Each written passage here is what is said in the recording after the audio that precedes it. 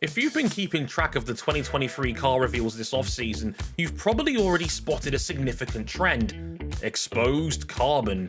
It's already been going that way with the 2022 regulations and cars struggling to get down to the minimum weight limit, but Mercedes' car reveal was the most extreme version yet.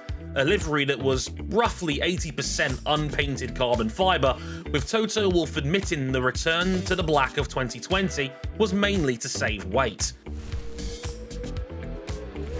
It's easy to see why some think this trend has gone too far. When the regulations for 2023 were published, the FIA originally said the minimum weight was down to 796 kilograms, but went back up to 798 because the tyres are now heavier and more mandatory electronics have been added, so teams might have been reacting by shaving more paint off the cars. The weight of the paint on a full car is about 6 kilos, so having a car that's 50% carbon is 3 kilos of weight saved, with no real drawbacks besides maybe a slightly annoyed marketing department.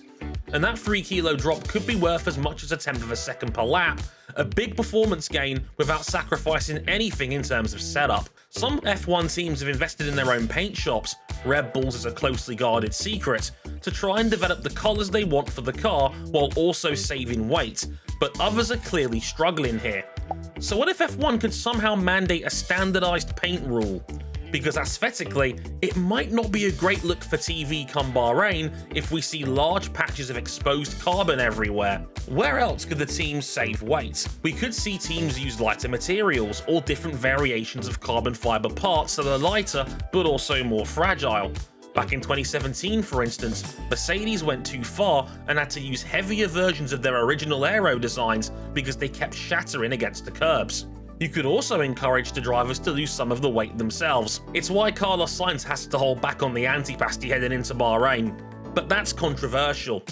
Drivers already lose several kilos of weight while driving in a 90-minute race, so asking them to slim down too much could be medically dangerous, a sporting element that boxing and mixed martial arts have also had to deal with in their sports. In any case, there's a mandated 80 kilo weight limit for drivers and their seats in F1, so if a driver loses too much body weight, their team will just have to add ballast to the seat anyway, which defeats the object. Without chucking hybrid engines and wide track cars in the bin, finding a solution to F1's weight problem isn't going to be easy.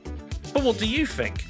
Should the sport be encouraging teams to take drastic measures to get weight off the cars? Should F1 car paint be standardised? Let us know in the comments and subscribe for more videos.